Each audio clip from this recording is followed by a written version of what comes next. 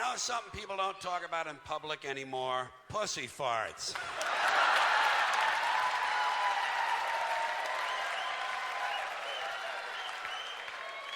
Anyway, once again, for me, it is HBO time. This is the 12th show. I've been doing them since 1977. It usually takes me about two and a half years. And that means for the last couple of years, I've been out floating around, bouncing around the cities and the towns in this country, and the theaters and concert halls, you know, working on my stuff. Probably been in your hometown a couple of times since the last time I saw you. Hey, you know me. If they got a zip code, I'll fucking be there. Okay?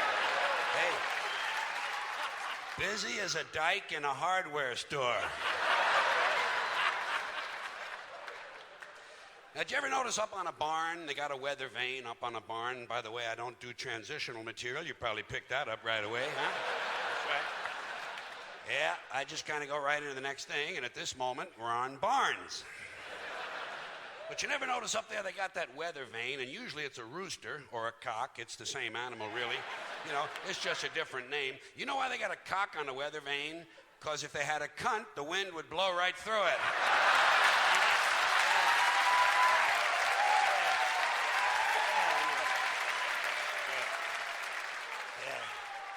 Well, a lot of people don't know that. That's why I travel around so much. I'm here to entertain and inform. Reminds me of something my grandfather used to say to me, you know. He'd look at me and he'd say, I'm going upstairs and fuck your grandma. He's just a really honest man, you know. He wasn't going to bullshit a 4-year-old. Now, folks, before we get too far along here tonight, there's something we got to talk about. Everybody knows what it is. It's in the air. It's in the city. And naturally, I'm talking about the events of September 11th and everything that's happened since that time. And the reason we have to talk about it is otherwise it's like the elephant in the living room that nobody mentions, you know? I mean, yeah, there it is sitting on the fucking couch. Nobody says a word. It's like if you're at a formal garden party and you go over to the punch bowl and you notice that floating around there's a big turd. And nobody says a word about it, you know? Nobody says, lovely party, Jeffrey, but there's a turd in the punch bowl. So we got to talk about it, if nothing else, just to get it out of our way so we can have a little fun here tonight, because otherwise, the terrorists win. Don't you love that stuff? Yeah, that's our latest mindless cliche. Go out and buy some jewelry and a new car, otherwise the terrorists win. Yeah, I'll tell you.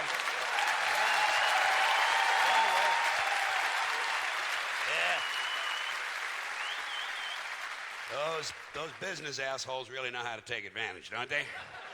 So here's what I'm thinking, folks. By now, everybody's supposed to know that when it comes to survival, staying alive, you can't be too picky and choosy about the company you're going to keep.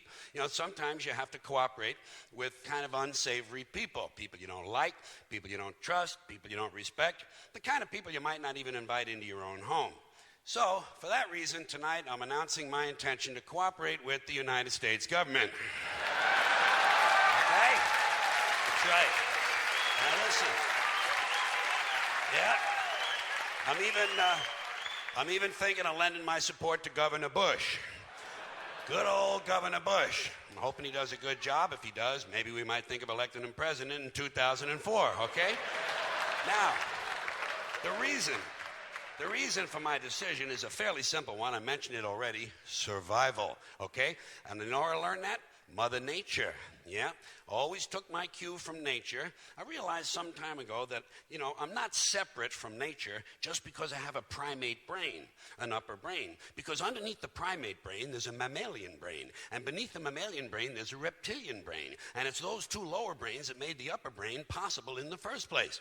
Here's the way it works. The primate brain says, give peace a chance. The mammalian brain says, give peace a chance, but first let's kill this motherfucker. And the reptilian brain says, let's just kill the motherfucker, go to the peace rally, and get laid.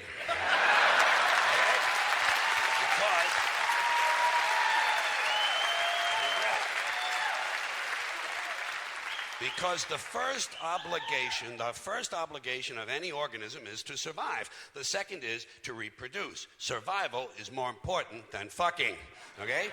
Pacifism is a nice idea, but it can get you killed. We're not there yet, folks. Evolution is slow. Smallpox is fast, all right?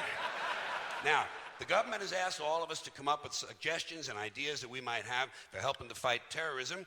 That'll give you an idea how much shit they have on the shelf, okay? Yeah. And like any good citizen, I'm ready with my suggestions.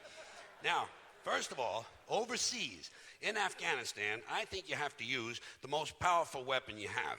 In this case, chemical warfare of a type never used before. And I'm talking about the Flatulent Airborne Reaction Team. F-A-R-T, fart. Here's what you do.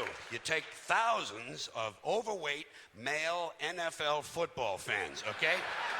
Thousands of them. We're going to start with a nucleus of Giants fans and Jets fans. You got to start with that nucleus. Now, it might be necessary to include some Bills fans and Eagles fans too, okay? This is war. You can't be choosy. And I'm also thinking about getting some of those big fat cocksuckers who root for the teams in the NFC Central, you know? Chicago Bears fans, Green Bay Packer fans, guys who eat a lot of bratwurst, okay? And all these guys have to be over 200 pounds. What you do is, for 30 days, you put them on a diet of nothing but cheese, cabbage, and beer, okay? That's all they get for 30 days. For many of these men, this will not be a new diet. You fill them up with cheese and cabbage and beer, and you drop them into Afghanistan, where they commence chemical warfare of the highest order.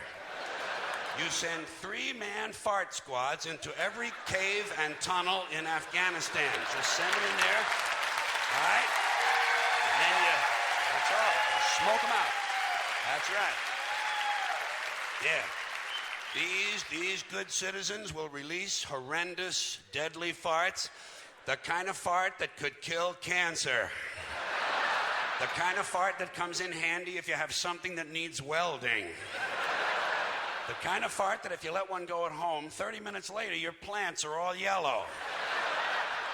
The kind of fart that after 2 or 3 days, you begin to realize there are no more birds in your neighborhood. A fart that would eat the stitching out of Levi's. Can I get away with one more fart joke here? Okay. The kind of fart whereby the Centers for Disease Control declares your pants a level 5 biohazard. Okay? Now, that takes care of overseas. All right. Now, that's overseas. On the domestic side, in this country, and before I tell you my plan for the domestic side, I want to, because it does come from a kind of New York frame of mind, I want to mention my New York credentials, and they are as follows. I was born on this island, Manhattan Island. Therefore, I was born in New York City, New York County, and New York State. City, county, and state. And besides that, and on top of that, I was born at New York Hospital on East 63rd Street. But here's the capper, something you don't know. You know where I was conceived? Rockaway Beach. Rockaway, that's right. In a hotel on Beach 116th Street called Curly's Hotel. 1936. So if you hear or see anything later on about New York, you'll know my credentials are in good order. Here's what you do domestically. You take Don Imus's advice, and you tell Liz Tommy Thompson and Tom Ridge, good try, nice going, we'll see you later. And in charge of the whole domestic thing, you put Rudolph Giuliani, an Italian from Brooklyn, okay? Now, okay. All right. Now, let's have a little fun here tonight. Let's do the show that I was planning on right up till September 10th. And it starts by me explaining to you, I don't talk about myself very much in my shows. You know, it's really not my style. But I had an incident in traffic recently that I think I ought to tell you about. And there are a couple things about me you ought to know first. I drive kind of recklessly. I take a lot of chances. I never repair my vehicles, and I don't believe in traffic laws.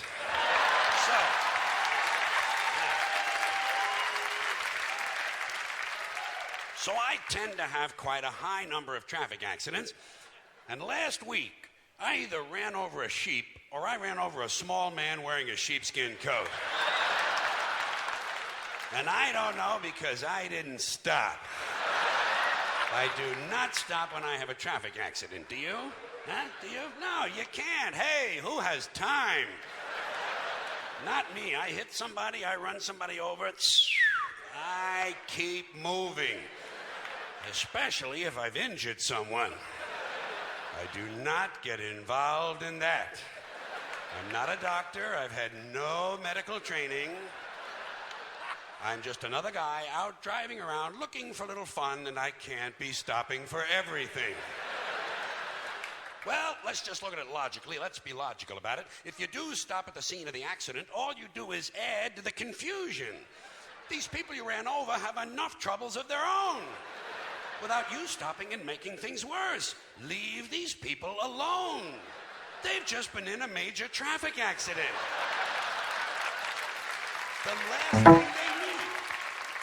The last thing they need is for you to stop and get out of your car and go over to the fire, because by now it is a fire, and start bothering them with a lot of stupid questions.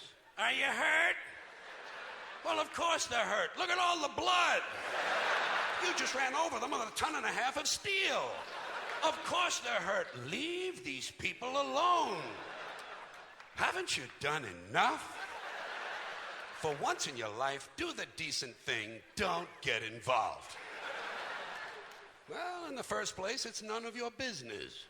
None of your business. The whole thing took place outside of your car. Legally speaking, these people you ran over were not on your property at the time you ran them over. They were standing in the street. That is city property. You are not responsible. If they don't like it, let them sue the city.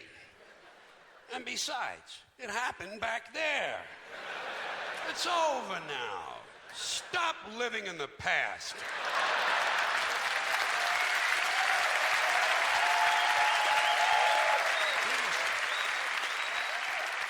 Do yourself a favor, count your blessings, be glad it wasn't you.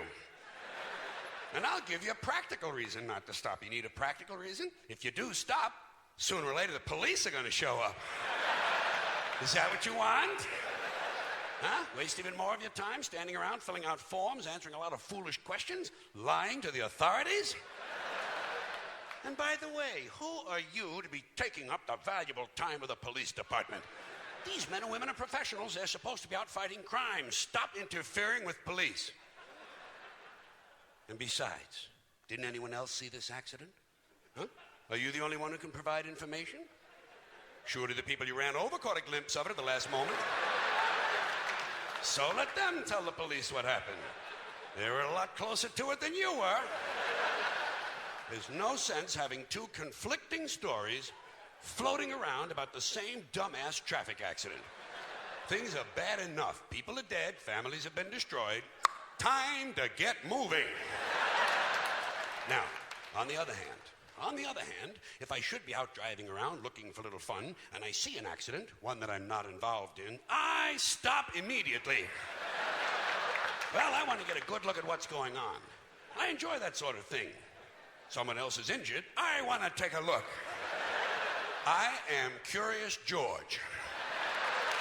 You know?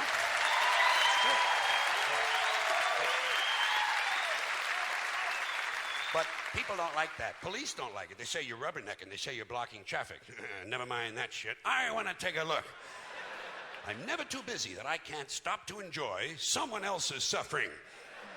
And I'll tell you something else. I'm a big fan of traffic accidents. You know my favorite accident? 2 buses and a chicken truck. Get hit by a circus train in front of a flea market. Well, I want to see something interesting. I'm looking for a neck sticking out of a gas tank. If I'm going to take the time to stop, I expect a couple of fucking laughs.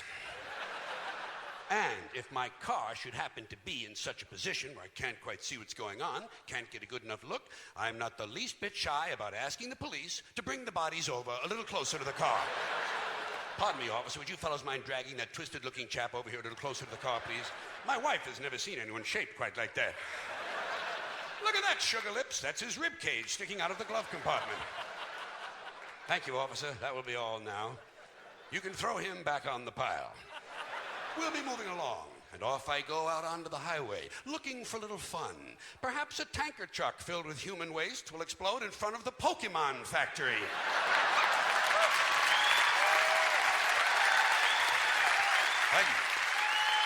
I appreciate that. Yeah. Reminds me of something a third grade teacher said to us. She said, you show me a tropical fruit and I'll show you a cocksucker from Guatemala.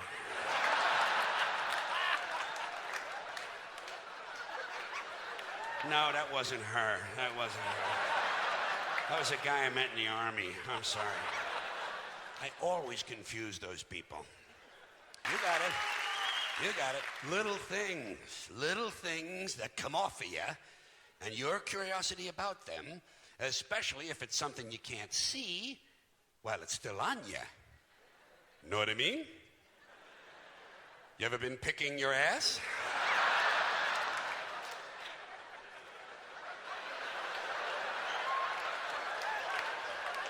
You know, just idly standing out in the driveway, picking your ass, and you come across an object.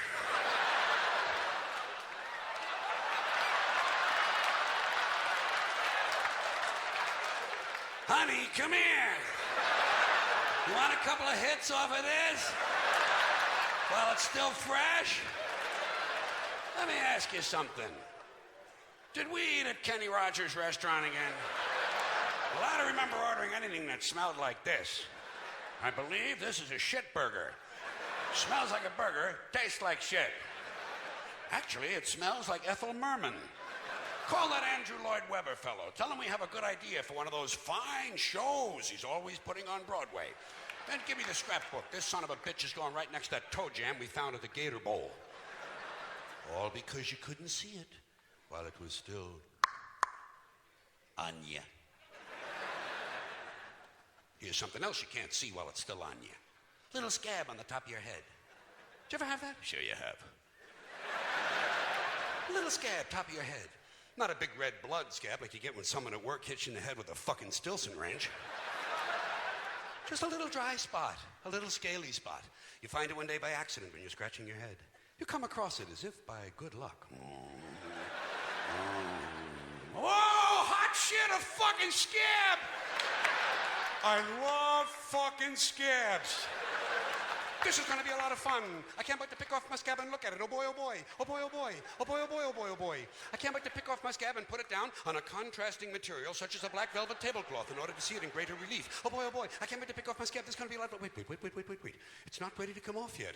It's immature. It's still not ripe. It's not ready for plucking. I'll save this for Thursday.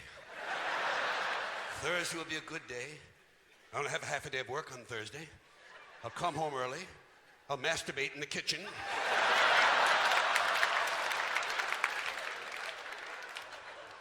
And then I'll watch the Montel Williams show. And then I'll pick off my scab. Oh boy, I can't wait to pick off my scab. This is going to be a lot of fun. So you wait, and you wait, and you wait, and you wait, and you wait. And you try not to knock it off by accident with a little plastic comb you bought in the vending machine at the Easy Living Motel with the two skanky-looking chicks who gave you the clap that night. And now Thursday arrives, and it's harvest time. Harvest time on your head. You come home early, you masturbate, but you do it in your sister's bedroom just to give it an extra thrill, you know what I mean? And then you watch the Montel Williams show. Pretty good topic, women who take it up the ass for 50 cents. Well, not the best show he's ever done, but you know something? Not bad either. Now it's time to go get this little bastard, but you want to go carefully. You want to pick the scab off evenly and carefully around the perimeter of the scab so that it lifts off all in one piece. You don't want it to break into pieces. Who needs a fragmented scab? Not me. Bullshit. Fuck you up yours. Get laid, eat shit, drop dead, jack me off, suck this. I don't need parts that badly. I'm not that sick. What you really want, what you really must have, what you really need is a complete whole scab you can put down, study, look at, make notes on, and perhaps write a series of penetrating articles for Scab Aficionado magazine. Who knows, you might rise to the top of the scab world in a big hurry. It's a small community and they need people at the top. I sense I've gone too far. So I'll quit while I'm ahead and I'll change the subject. This is something I probably told you before. I never fucked a 10. Never fucked a 10. But one night, I fucked 5 2s.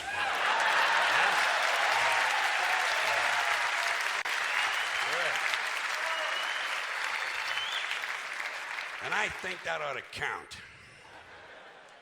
Here's something you never hear a man say. Stop sucking my dick or I'll call the police.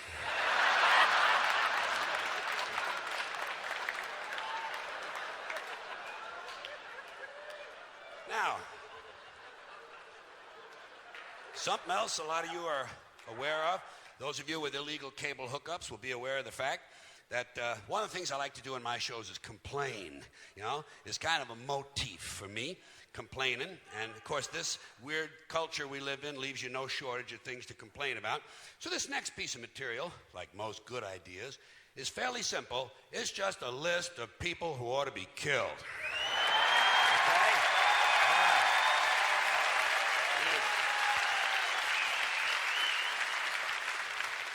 Starting with these people who read self-help books. Why do so many people need help? Life is not that complicated. You get up, you go to work, you eat 3 meals, you take 1 good shit, and you go back to bed.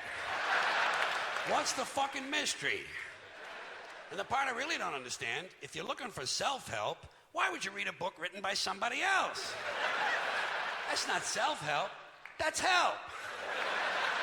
There's no such thing as self-help. If you did it yourself, you didn't need help. You did it yourself. Try to pay attention to the language we've all agreed on.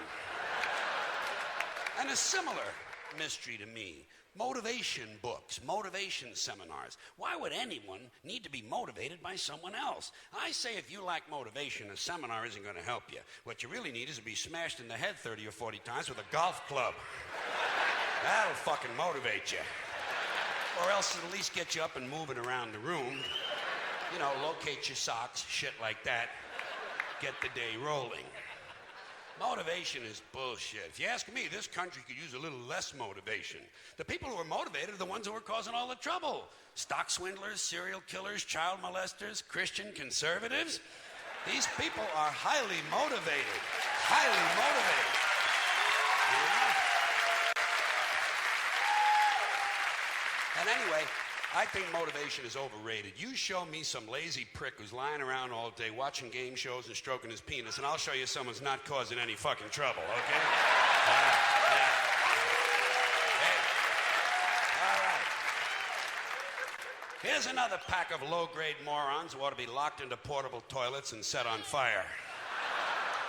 These people with bumper stickers that say, "We are the proud parents of an honor student at the Franklin School,"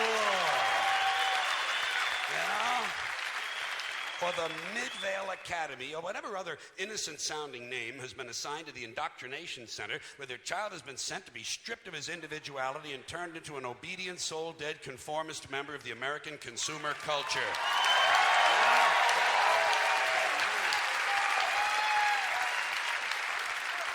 Proud parents. What kind of empty people need to validate themselves through the achievements of their children? How'd you like that to live with a couple of these misfits? How's that science project coming along, Justin? Fuck you, Dad. You simple-minded prick. Mind your own business and pass the Cheerios. Here's a bumper sticker I'd like to see. We are the proud parents of a child whose self-esteem is sufficient that he doesn't need us promoting his minor scholastic achievements on the back of our car. That was really good. Or, we are the proud parents of a child who has resisted his teacher's attempts to break his spirit and bend him to the will of his corporate masters. Just be nice a little for a change, you know? Here's something realistic. We have a daughter in public school who hasn't been knocked up yet. We have a son in public school who hasn't shot any of his classmates yet. But he does sell drugs to your honor student.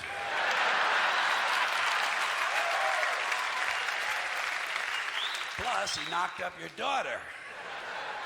Then there are the people who aren't too proud of their children. We are the embarrassed parents of a cross-eyed little nitwit who at the age of 10 not only continues to wet the bed, but also shits on the school bus.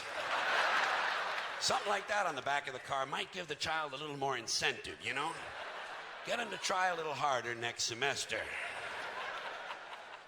Here are some more parents who ought to be beaten with heavy clubs and left bleeding in the moonlight. These are the ones who carry their babies around in these backpacks or front packs or slings or whatever these devices are called that are apparently designed to leave the parents' hands free to sort through high-end merchandise and reach for their platinum credit cards. Because it's always these upscale, yuppie-looking, Greenpeace, environmentally conscious assholes who have them on, you know? I say, hey, Mr. and Mrs. Natural Fibers. I say, hey, Mr. and Mrs. Natural Fibers. It's not camping equipment, it's a baby. Touch the little prick now and then. He'll thank you for it someday. These are the same people who sort their garbage, jog with their dogs, and listen to Steely Dan. You know? You just like to take them out deep into the forest and disembowel them with a wooden cooking spoon. There are some more people who ought to be smashed across the face repeatedly with a piece of heavy mining equipment. These grown men who refer to their fathers as my daddy. You know? Yeah. Gee, you hear a lot of this stupid shit in the South. These rebel assholes, you know? My daddy, yeah, my daddy. Well, you know what my daddy used to say? My daddy used to say, blah, blah, blah, blah, blah, blah, blah, blah, blah, blah, blah, blah, blah. Oh, he did he? Well, wasn't that fucking enlightening? My daddy used to say, fuck your daddy. Fuck your daddy. In his wrinkled, rustic, rural, country asshole. Grow up, Billy Joe, Carl, Bob, Danny, Frank. You're not 6 anymore. More like 9. Here's another unfortunate pack of mutants who ought to be penciled in for a sudden visit from the angel of death. These guys who can't tell you about a phone call they had without giving you this shit. The fucking pinky and the thumb. Like they attended mime college. Studied under Marcel Marceau. So I call her up, you know? And I'm talking to her. And she fucking hangs up on me. So I hang up on her. And she calls me back. I fucking hang up again. I say, hey, Bruno, thanks for the visual aid. But we all understand the concept of the telephone. You hold it in your hand, you talk into it. Excuse me, Bruno, incoming call. Oh, hey, it's for you.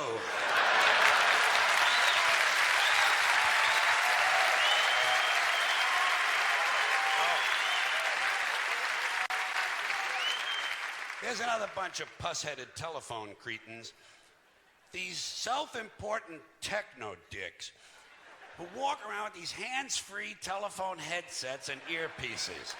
Mr. Self-Important doesn't want to be too far from the phone in case Henry Kissinger calls. He's got the Dalai Lama on line 2. I say, hey, spaceman, as long as your hands are free, reach over here and fondle my balls, would you please?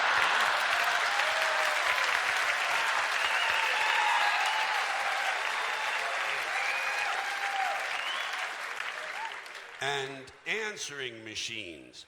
Starting with these people who think it's cute to let their children record the outgoing message. You know?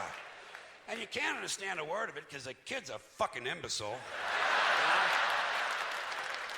Hi, my name is Stacy. I'm 5 years old. My mommy and daddy aren't home.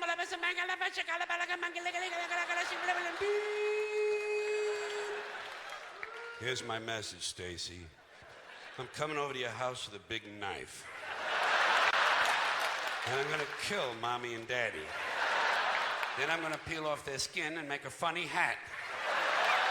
After that, I'm gonna take out my huge ding-dong and stick it right in your...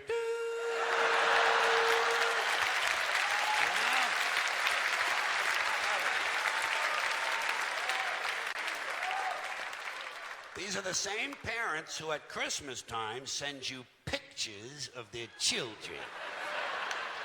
Pictures you didn't ask for and you don't want. But it is fun throwing the pictures away, isn't it? I don't even look at the fucking Christmas card. Who is this? Luann is 12 this year. Fuck Luann.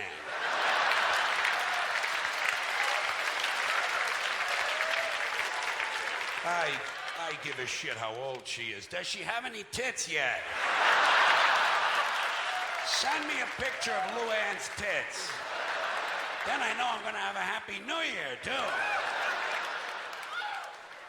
Then, just to compound your holiday pleasure, they enclose a family newsletter. Just what you're hoping for. News about people you can barely fucking remember. We're so proud of Brad, he's been accepted into dental school. Yeah, in the Philippines. After 4 tries. Fuck Brad and everybody who looks like Brad. Judging from his picture, I think he's jerking off too much. Keep him away from Luann. Here's another bunch of genetic defectives who've been turned loose on answering machines. These guys who cannot resist the urge to put music on their outgoing message.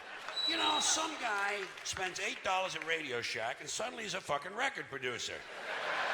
And because he's busy in the basement jacking off his dog, I have to listen to substandard music.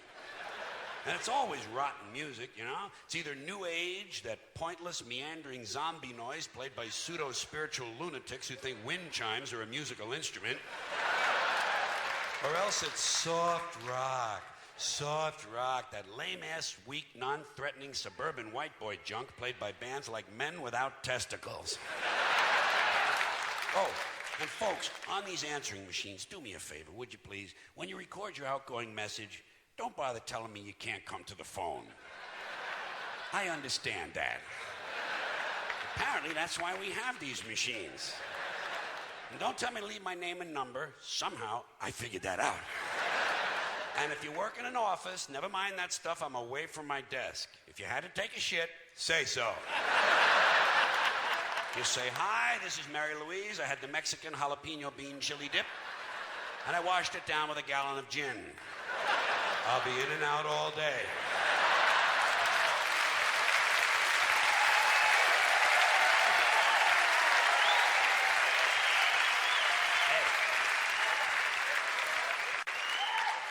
There are some more people who ought to be strapped into chairs and beaten with hammers. People who wear visors. Let me ask you something. What the fuck is the point in wearing half a hat? Either get a hat or don't. No one's interested in the top of your head. Go back to the store and tell them to give you the rest of the hat. They cheated you. Better still, get yourself one of them little Jewish hats and sew it to your visor. Then you got yourself a full-fledged fucking hat, my friend. Here are some more musical vermin whose mothers we wish had had medical plans that included abortion. These singers who think they're so special, they only need one name. Bono, Sting, Jewel, Tiffany, Prince. What a crock of shit. Get a fucking last name, would you please? I got a nice 2-word name for you. Pretentious cocksucker. How do you like that? Bono, Sting. It's not bad enough the music sucks, but with no last name, you can't find out where they live to throw a fucking bomb through their window. It's frustrating. Here are some more people who deserve an inoperable tumor at the base of their spines. These guys who fly around the world in a fucking balloon. You know,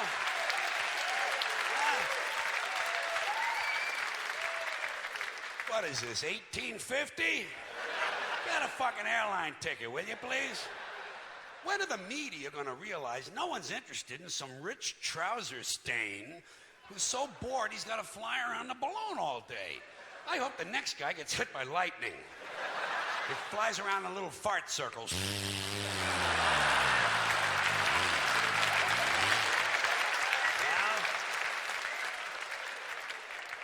And lands in a sewage treatment pond and sinks with the rest of the turds. Mr. Lighter Than Air.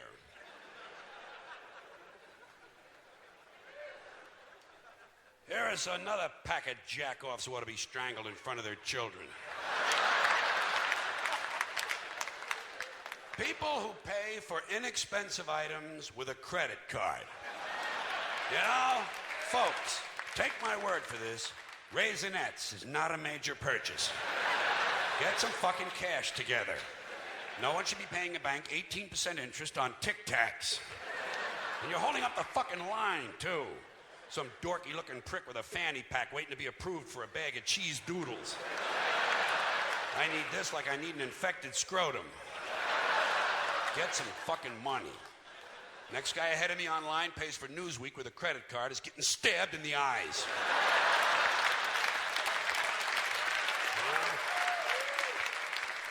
And I'm getting really sick of guys named Todd.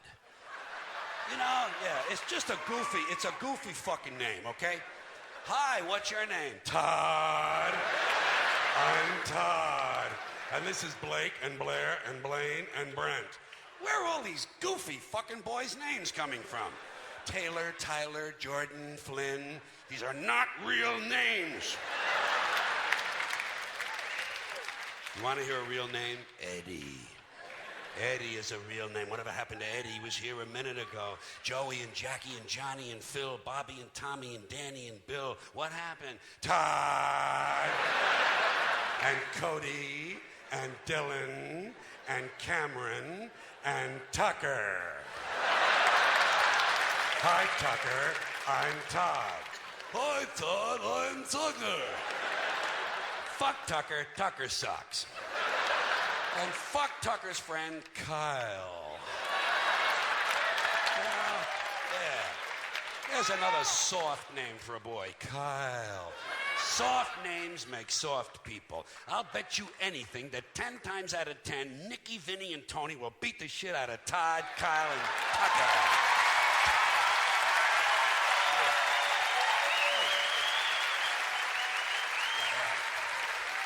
Thank you very much. Here are some more men who ought to be strapped to a gurney and castrated with fishing knives. White guys who shave their heads completely bald. You know? They're so ashamed they lost 11 hairs, they're going to try to turn it into some kind of a masculine statement. I say, hey, you goofy-looking, baldy-headed fuck. Looks good on black guys. On you, it's ugly, repulsive, and disgusting. You want to be bald? Do what I did. Wait a while.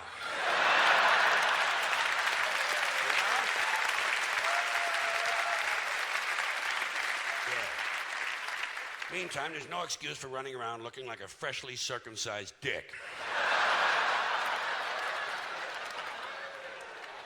And just to wind up this little group of complaints, finally, this is a group of social criminals. These people in the space program. Nassholes, I call them. In case you haven't heard, the latest disaster for the rest of the universe is that the United States is going to go to Mars. Okay? Oh, yeah.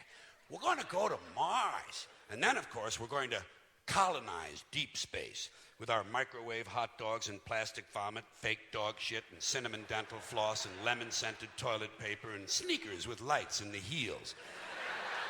And all these other impressive things we've done down here. But let me ask you this.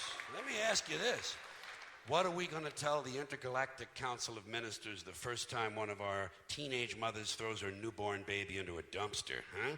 How are we going to explain that to the space people? How are we going to let them know that our ambassador was only late for the meeting because his breakfast was cold and he had to spend half an hour punching his wife around the kitchen? Now, what are they going to think when they find out it's just a local custom that over 80 million women in the third world have had their clitorises forcibly removed in order to reduce their sexual pleasure so they won't cheat on their husbands? Can't you just sense how eager the rest of the universe is for us to show up? Can't you see them out there?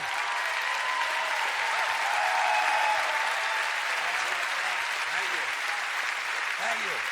I appreciate that. Now, folks, here's something else I got a problem with. The 10 Commandments, you know? Yeah, let me tell you. Listen, here's my problem. Why are there 10? You don't need 10. I think the list of commandments was deliberately and artificially inflated to get it up to 10. It's a padded list. Here's what they did. About 5,000 years ago, a bunch of religious and political hustlers got together to try to figure out how to control people, how to keep them in line. They knew people were basically stupid and would believe anything they were told, so they announced that God had given them some commandments. Up on a mountain, when no one was around, God had given them the 10 Commandments. But let me ask you this. When they were sitting around making this shit up, why did they pick 10? Why 10? Why not 9 or 11? I'll tell you why. Because 10 sounds official. 10 sounds important. They knew if it was 11, people wouldn't take it seriously. Say, what, are you kidding me? The 11 Commandments? Get the fuck out of here. But 10 sounds important. 10 is the basis for the decimal system. It's a decade. It's a psychologically satisfying number. The top 10, the 10 most wanted, the 10 best dressed. So having 10 commandments was really a marketing decision.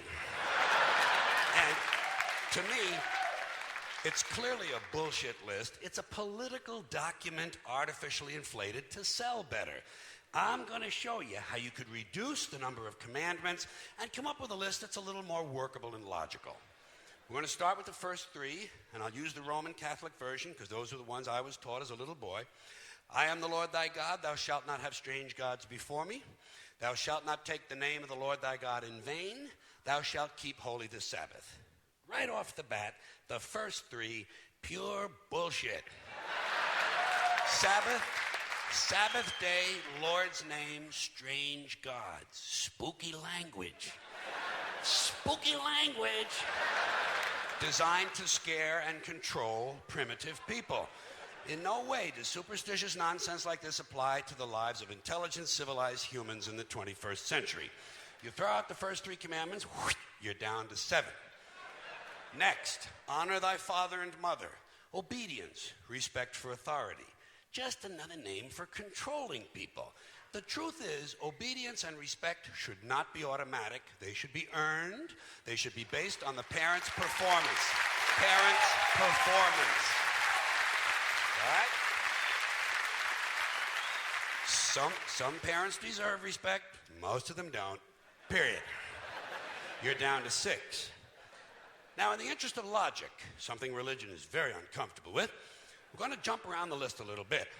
Thou shalt not steal. Thou shalt not bear false witness. Stealing and lying. Well, actually, these 2 both prohibit the same kind of behavior. Dishonesty, stealing, and lying. So you don't need 2 of them. Instead, you combine them and you call it thou shalt not be dishonest. And suddenly, you're down to 5. And as long as we're combining, I have 2 others that belong together. Thou shalt not commit adultery. Thou shalt not covet thy neighbor's wife. Once again, these 2 prohibit the same kind of behavior, in this case, marital infidelity. The difference is coveting takes place in the mind, and I don't think you should outlaw fantasizing about someone else's wife. Otherwise, what's a guy going to think about when he's waxing his carrot? But marital fidelity is a good idea, so we're going to keep the idea and call this one, thou shalt not be unfaithful. And suddenly, we're down to 4. But when you think about it, honesty and fidelity are really part of the same overall value. So in truth, you could combine the 2 honesty commandments with the 2 fidelity commandments and give them simpler language, positive language instead of negative, and call the whole thing, thou shalt always be honest and faithful, and we're down to 3. Thou shalt, they're going away fast. Thou shalt not covet thy neighbor's goods. This one is just plain fucking stupid. Coveting your neighbor's goods is what keeps the economy going. All right? Your neighbor gets a vibrator that plays "O Come All Ye Faithful." You want to get one too. Coveting creates jobs. Leave it alone. You throw out coveting, and you're down to 2 now. The big honesty and fidelity commandment, and the one we haven't talked about yet, thou shalt not kill. Murder. The 5th commandment. But when you think about it, religion has never really had a big problem with murder. Not really. More people have been killed in the name of God than for any other reason. All you have to do... Sure.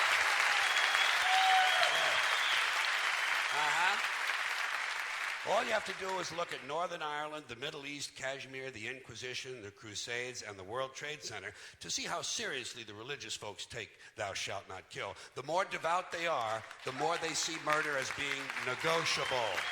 It's negotiable. You know? It depends. It depends. It depends on who's doing the killing and who's getting killed. So, with all of this in mind, I leave you with my revised list of the 2 commandments. Thou shalt always be honest and faithful to the provider of thy nookie, and thou shalt try real hard not to kill anyone, unless, of course, they pray to a different invisible man from the one you pray to. 2 is all you need. Moses could have carried him down the hill in his fucking pocket. And if they had a list like that, I wouldn't mind those folks in Alabama putting it up on the courthouse wall. As long as they included one additional commandment, thou shalt keep thy religion to thyself. Thank you. Thank you. Thank you, everybody. Thanks for coming tonight. I appreciate it. Thank you. Thank you.